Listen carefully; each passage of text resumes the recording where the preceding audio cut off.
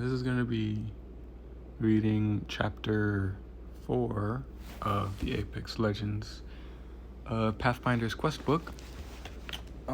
We haven't done this in a while, and I decided that instead of playing games tonight, I wanted to read some. So I just got out of the shower, so that's why my hair is wet. But yeah, we're just going to get into this. This one is going to be for Wraith, as you can see. Chapter 4, Identity Theft. For Wraith, because she lost her memory. But yeah, let's go. This does have correlation with Watson's story. That was chapter 3. We had just read that. Well, not just read that. Our last video on the Pathfinder's quest book thing was for Watson. So let's get into it. We have Pathfinder Memory Log Day 4. I am learning so much about my new friends. It turns out Watson, or Nat as I call her, is Emile Paquette's granddaughter. And that's not all. Nat was saved by what she thought was a ghost 7 years ago who was actually Wraith, and neither one of them realized until just this year. Because of that night, she was able to build the ring and open the games. I guess Nat was right. You never know when some small detail from the past will come back into your life and matter, even a decade later. I wonder what detail from my day with Nat will come back and haunt me. I'm not gonna guess. I like surprises. I also learned why the Shattered Forest is called the Shattered Forest, along with how it burned down, and I know where the scar on Watson's face came from. So much information. Here's what I still don't know. How was Emile Paquette connected to my creator? If she was my creator, how was that possible since she was a geologist? And how did she die? I have so many questions, but I do feel like I'm on the right track. Nat said Emile occasionally worked on secret experimental freelance jobs, and there's one person I know who is an expert on secret experiments, my friend Wraith. I'm meeting her in the abandoned Sing Labs hidden below Kings Canyon. That's where she thinks she can find her own answers.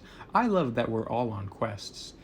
Wraith is going to help me look for anything involving Emile or Aleki or me. Alright, and that is the intro to this chapter. In class, I've been reading The Crucible aloud, so it's nice. It's nice to read something to someone, or to no one right now, but to someone when someone eventually listens to it. Anyways. It is not late, but I feel tired. Alright, interview transcript for Wraith.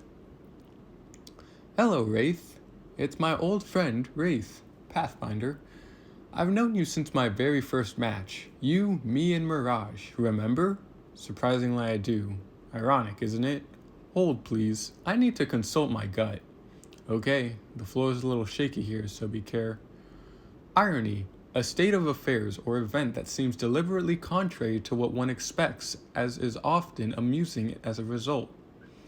You're right, asking a friend with amnesia if they remember, and they do, is indeed irony.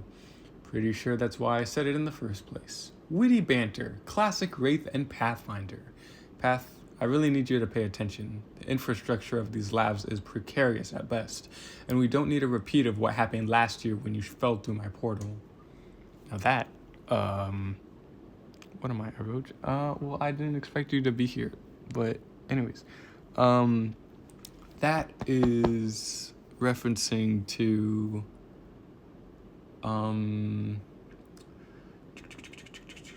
so when they said, I know you've since my very first match, you, me, and Mirage, that was from the very first Apex trailer, that dropped sometime in, I think, March of 2019.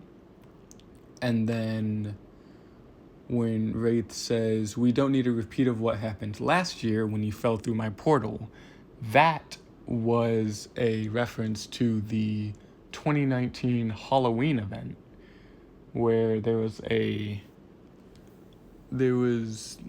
trailer that Pathfinder went into Wraith's portal, but it wasn't her portal, and then he got transported into like an alternate Halloween dimension. So that's what that was.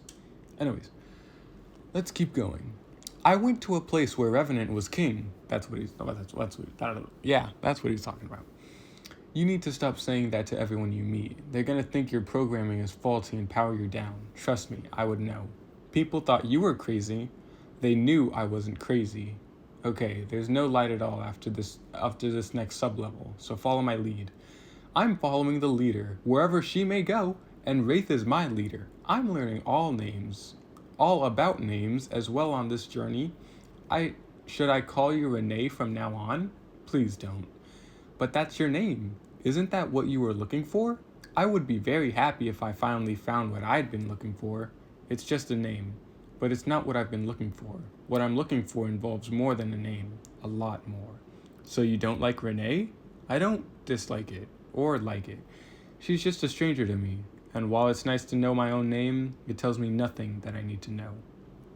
Like what? Like, where did I come from? Are my parents still alive? Was I married? Do I have any children? What was my childhood like? Did I have any hobbies? Did I play a sport? Did I collect anything? What was my favorite pastime? Where do I live? What kind of transport did I drive? What kind of person was I? Was I spiritual? What did I believe in? Did I attend any services? Did I believe the IMC's cause? Or was it just a job to me? That's a lot of questions. Sure is. Okay, here we are. This is the room where the answers are? Some of them. So, what was this place? Ares Division. I've heard of them and seen their logo, but I don't really know much. Not too much publicly out there, but that's where I come in. General Elias Marder was the guy in charge. I'm sure he's nice. He's not. You don't like him? I've never met him, that I know of, but from everything I've read and the footage I've seen, I don't need to.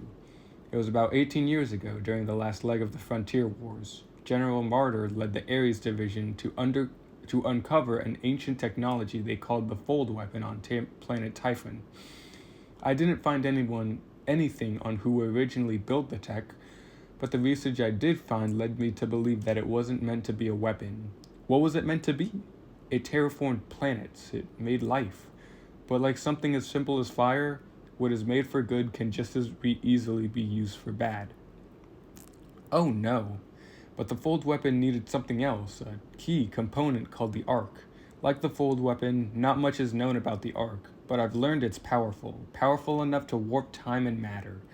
Martyr needed it secure as it was transferred from its dig site to the Fold Weapon, and that's why he hired the Apex Predators. The Apex Predators? Are they legends in the Apex games? One is. The Apex Predators were a mercenary group led by the former IMC pilot and the most infamous Apex legend of all time, Cuban Blisk. I've heard of Cuban Blisk. I'm sure you have. He's the commissioner of the Apex games. He used to compete in the old Thunderdome games at Kings Canyon, the original Apex games. He built up a big name for himself here in the Outlands before joining the Frontier Wars.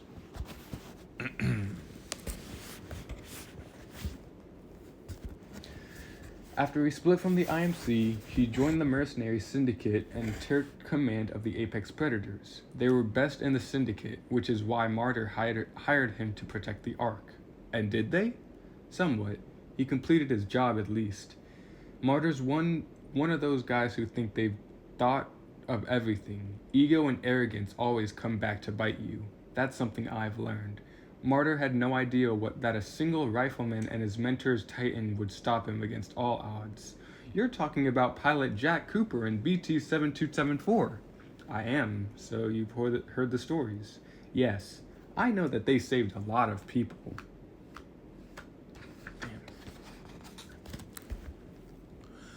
They did. Martyr wanted to destroy the militia's home planet of Harmony, but Pilot Cooper and BT stopped him. Rumor has it, Blisk stepped aside to let them do it, and even gave Cooper one of those Apex cards that invite you into the games. Could have saved me some time if I got one of those. In the end, Martyr is to blame for what happened to planet Typhon. Typhon blew up, and I lost my job as a weatherman. It sure did. And everyone died. No.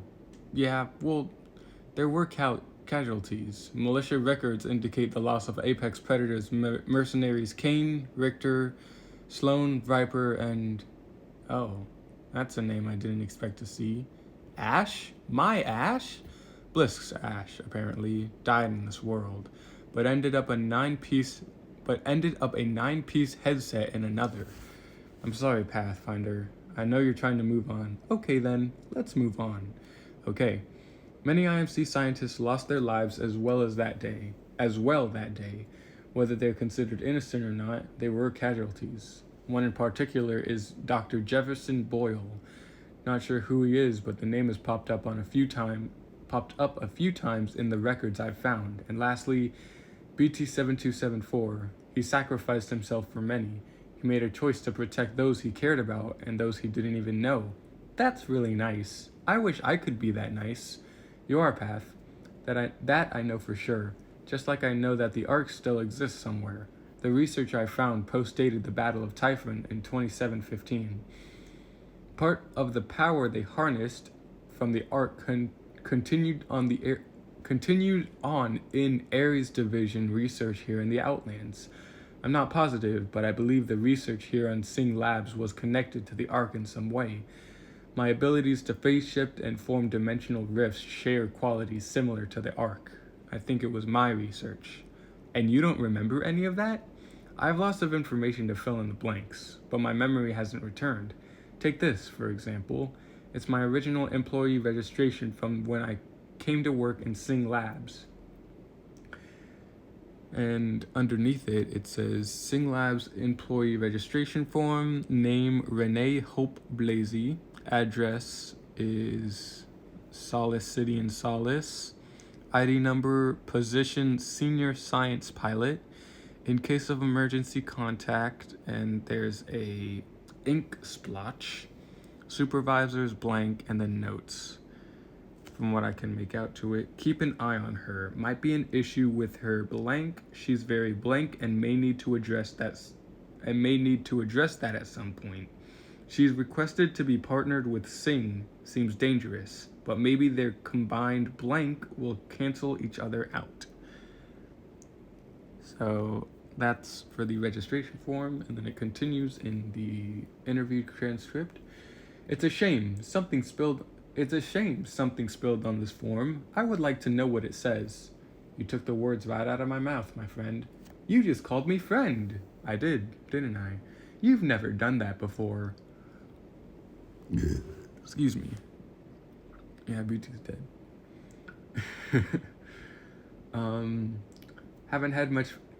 Haven't had many friends before. You're easier than others. Why is that? Every other legend has all sorts of versions I've encountered. If you got caught up in it, you'll lose your mind. But not you, Pathfinder. You're consistent in every dimension. Doesn't matter where I am, Pathfinder is always Pathfinder. The same Pathfinder on his quest to find out who he really is.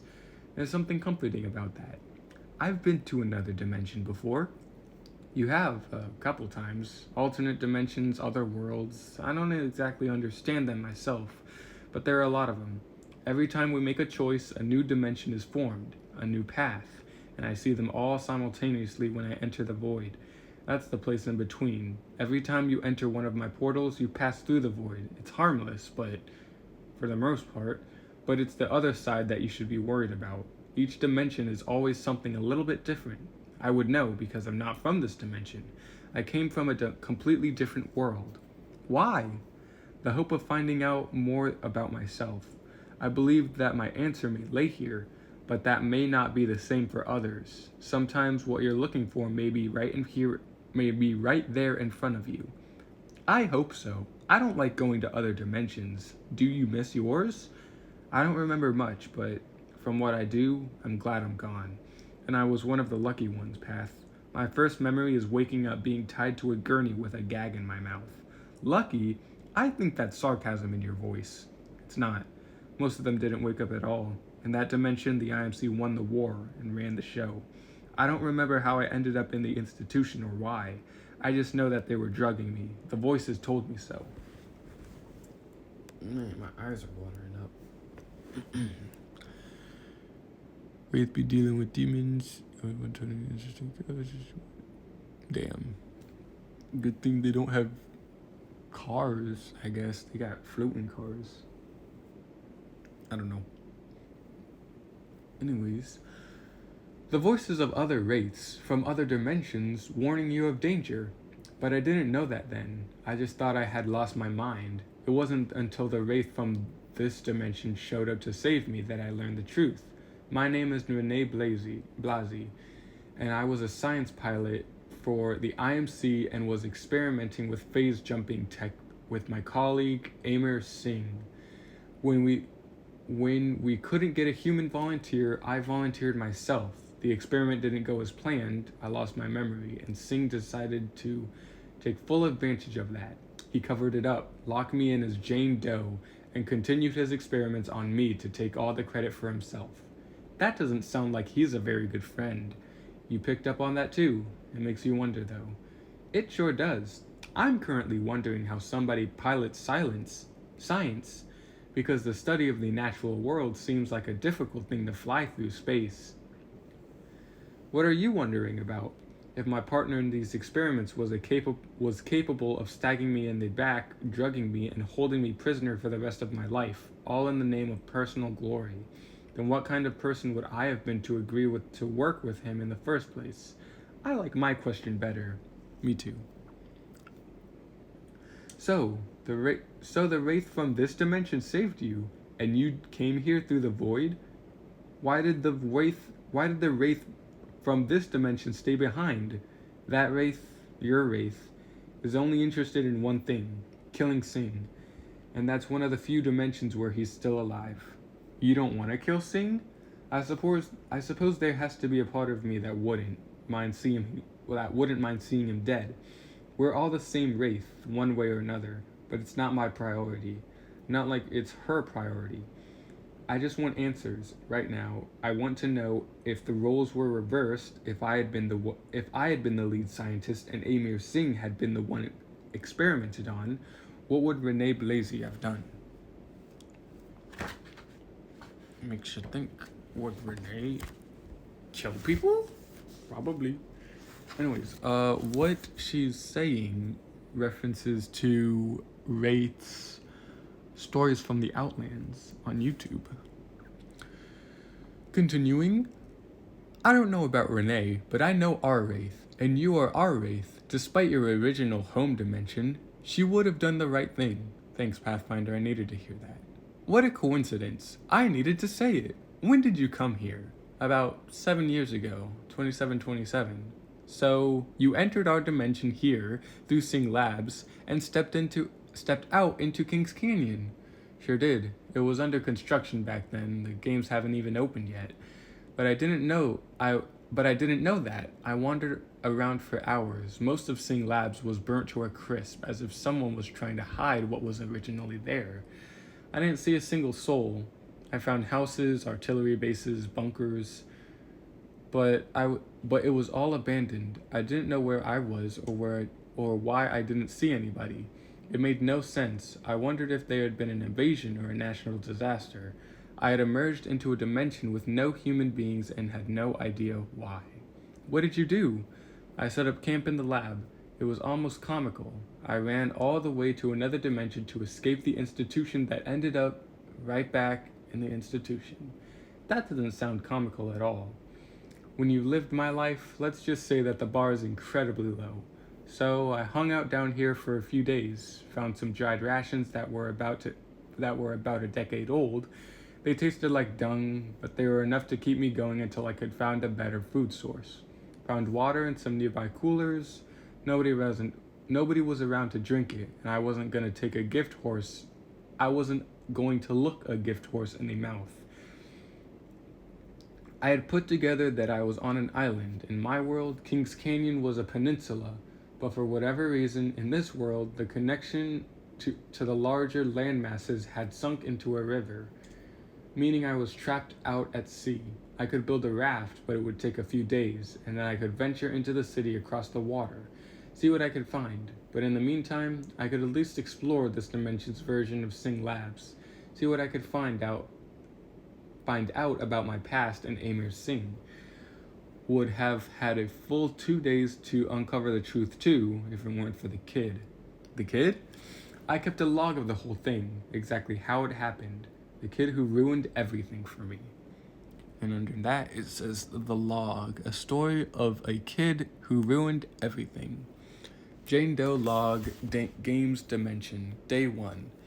In my new home, looks just like my old home except Singh's not here, and this place looks like it was abandoned a long time ago. There's a large hanging banner that welcomes you to the future home of the Apex Games, whatever that is. I'm at a loss. I don't see any people, and this version of the Institute appears to have been abandoned for years. Found rations and water. The big question is, where are the people? Actually, no. The bigger question is, why don't I hear any of my voices? Jane Doe log, games dimension, day 3. I've ventured out as far as I can go in every direction, and I've only come to the one factual conclusion. I'm on an island. In my world, this is a peninsula, but my current hypothesis is that the piece of land that turns this into Kings Canyon Peninsula doesn't exist here. In my dimension, that piece of land was actually made by the IMC. If I travel to the edge of the island, I can see a mainland that appears to be powered by electricity. I can only assume there are people who reside there, but I have yet to see a single human being. I can't be sure. For all I know, the apocalypse has claimed this world, and I am the only last living thing on it. Though I don't think so. There are times I think, and I realize how insane this sounds, but there are times I think I hear a girl in these woods. If she was dangerous, I would think that the voices would warn me to stay away. But it's been days, and they've said nothing. Tomorrow, I'm going to test a theory. Tomorrow, I'm going to leap off of the canyon. Games Dimension, day 4. Eventful day. In an event to hear the voices in my head again, I climbed to the top of the canyon. I wondered, would they respond if I put myself in danger? I climbed to the highest peak, but as I felt the rocks under my feet began to crumble and my weight shifted, I heard the first voice I'd heard in almost 5 days, only this time it was a man's voice shouting, "Natalie!" I was so startled that I almost didn't hear the voices in my own head, then whisper, "Careful of the rocks," before they crumbled under my feet. I opened a void portal and managed to reappear at the bottom of the canyon with only minor injuries. Had the man seen me? Did he recognize me? He'd only called out for Natalie, but he said it so harshly that it almost sounded like he was angry at me, but also as if he was scolding me. I heard it, as crystal clear as the lake his cabin resided on. The voices in my head warned me about the rocks, but they didn't warn me about the man. Maybe he's a friend. Maybe I'm Natalie? Day 5. I'm a hunter now, but I don't wish my prey dead. I'm determined to learn all I can about this man who lives here. I don't even know his name. He's an older gentleman, maybe in his 50s, although he could be older. It seems as if life has not been kind to him. He appears to be an electrician of sorts, but most of the time I hear him talking to himself or to the robots who help him with his work. I can't figure out what he's doing. Sometimes he works with these charged pylons, but he's all the way to another dimension to escape the oh wait, no, I just read out to another part of the book. Sometimes he works with those charged pylons, but he's also doing something with radiation and lasers. The voices still haven't told me that I'm in danger, so I assume I'm on good terms with the man. If they warned me about the rocks, they'll warn me about the man if he poses a threat, right? He tends to go out at night. I'm going to sneak into the house tomorrow night to see if he goes out to feed the flyers. When he goes out to feed the flyers. See if I can find a link to him. Find out if he knows me, but I don't want to get my hopes up. But what if he's my dad?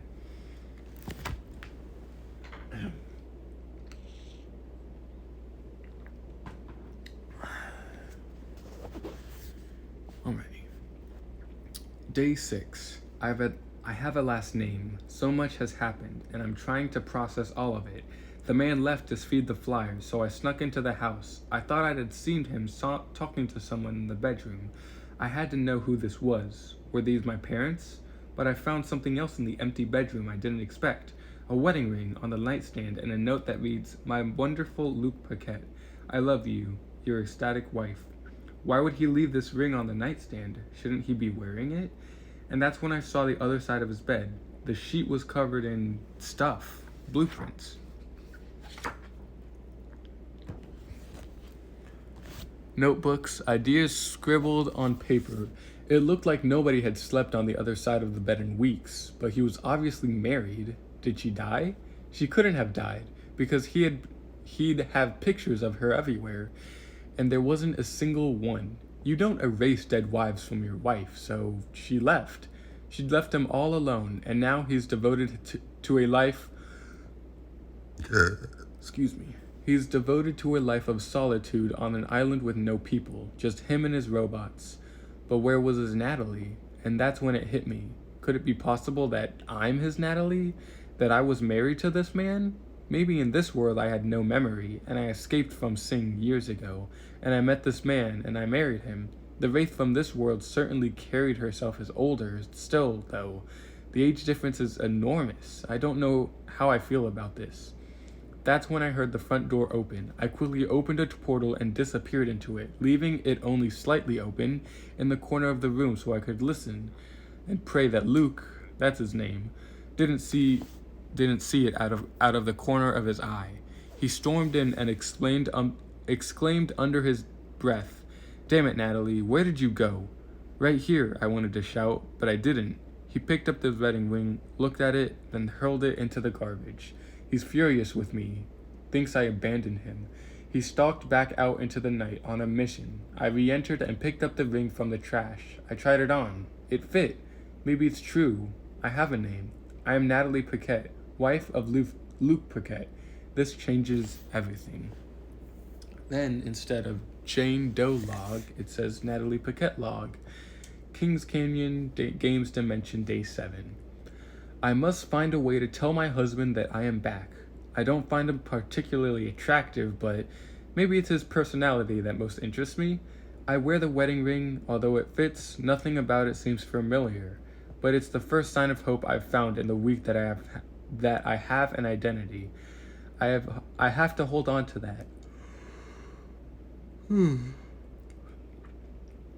Otherwise, I've made no progress at all, and I'm just trapped on this island indefinitely.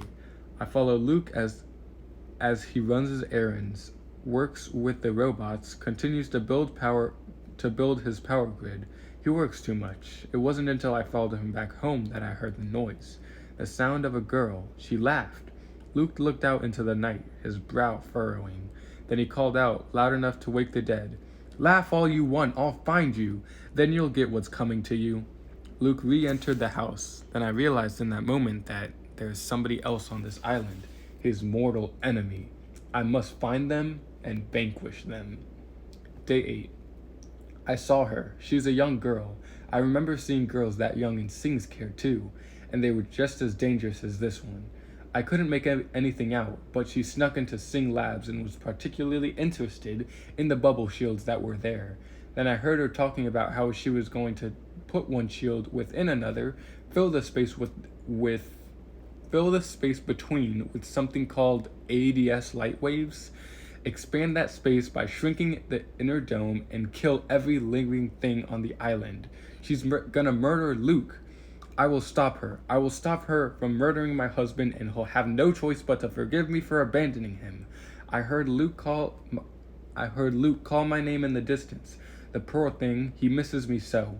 The girl scampered away at the sound of his voice, but she'll be back, and I will strike. Day 9.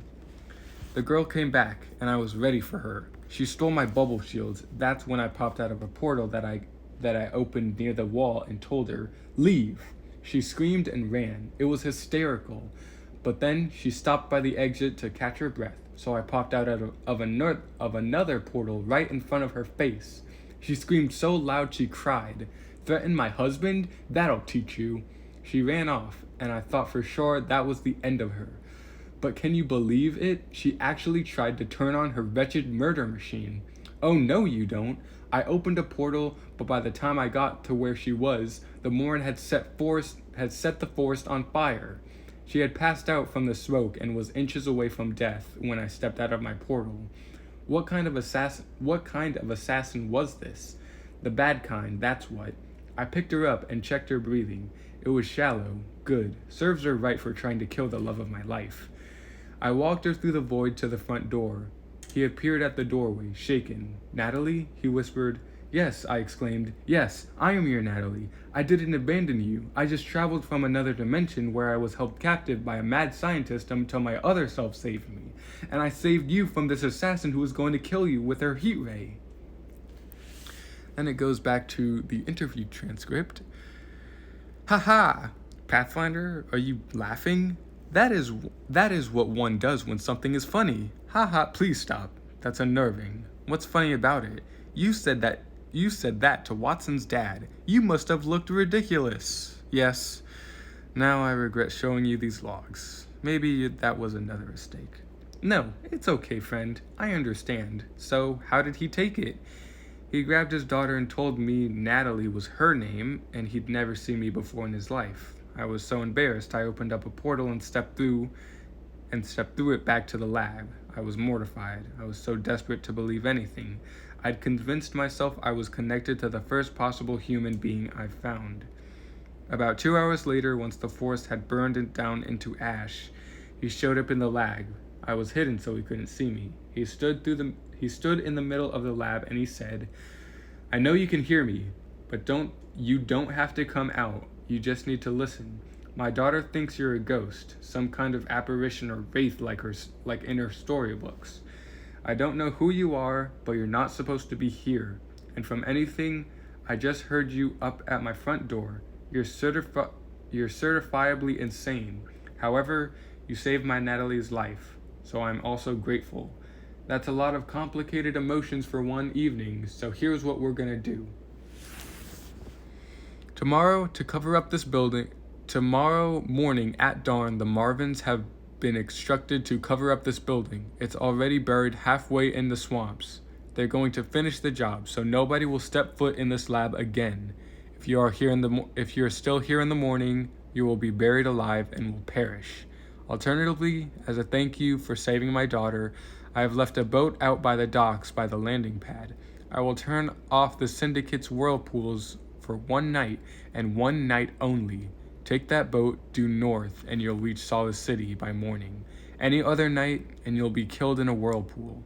One way or another, you will not take a breath on my island by sunrise. The choice is yours." Suffice it to say, I was on the boat within an hour and in Solace City by the morning. But I swore to myself, one way or another, I'd get back on that island, no matter what Luke Paquette said. I'd get back into that lab and find the truth about who I was. I spent the next few years honing my skills, finding a way into a qualifying match, and getting into the games. I spent even more finding a way to get back into the lab underground. It wasn't until it was excavated during the post-repulsor tower renovations that I was able to get back down there to learn that I have a name, Renee. At least I got the French part right. That was a joke. Haha, you're killing me, Path. You're killing me, Wraith. Oh, you got that name Wraith from Watson's papa. That is so sweet. After that, I didn't trust myself so much. I still trusted the voices, but I was completely wrong about who I was. I wondered sometimes why they didn't warn me about my own thoughts, but I think it's because that was a lesson I had to learn. Don't be so quick to jump to conclusions. Gather all the research first. Don't assume your first guess is your best guess.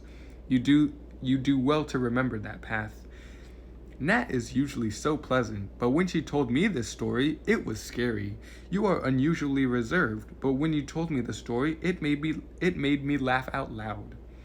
Human beings are complicated, but it just goes to show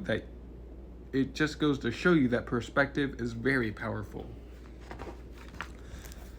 Someone can tell you the view of an event going through one lens, while somebody else could tell you an entirely different event, but it's the same event.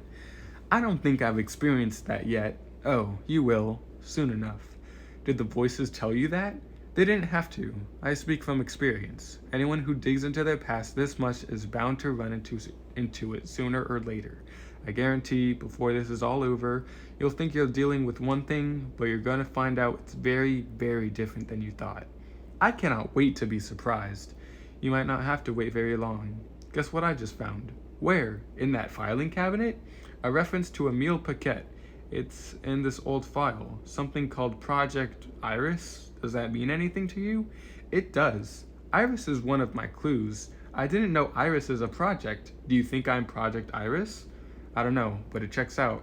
The IMC was definitely involved one way or another.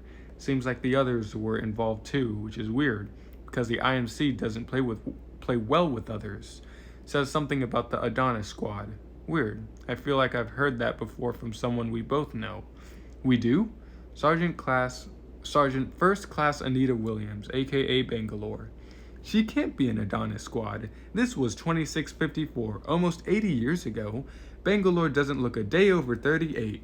I'm not saying she was alive back then, obviously, she wasn't. But she may have been part of the same IMC squad years later. Maybe she knows the history. I would definitely hit her up. Oh, and when you do, I would definitely tell her that she doesn't look a day over 38. Definitely? Definitely. And that's where the transcript ends. And then there's a little picture of Pathfinder and Wraith right there. There's not many other pictures. Just a lot of reading, picture of a flyer, and then the employee registration form. But that is the end of Wraith's chapter. Next chapter will be chapter 5 with Bangalore, the Whispering Wave. But let's read the ending stuff. Data points received. Ares Division was set up to study artifacts in the frontier and was run by General Martyr. The fold weapon is believed to have been built to terraform and create life, but was used to destroy. The Ark is a mysterious source of power that can manipulate space and time. It has similar attributes to Wraith's ability to phase shift and form dimensional rifts. There are multiple dimensions similar to ours, each created by the choices we make. Rake was named Jane Doe, and was so desperate to find an identity, she convinced herself that she was Luke Paquette's wife, and Watson was an assassin trying to kill him with a heat ray. She was wrong. Luke Paquette was the one thing who inadvertently gave Wraith her name and sealed up Sing Labs. Iris means Project Iris, created in 2654. An old IMC unit, Adonis Squad, was in some way involved with Project Iris. Bangalore might know of this squad's history.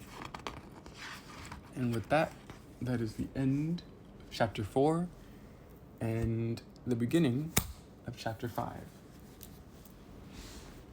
I hope you enjoyed this live stream, this video eventually. By the time you're watching this, after I've uploaded it, you're probably asleep. So I'll see you guys in the next one. Bye-bye.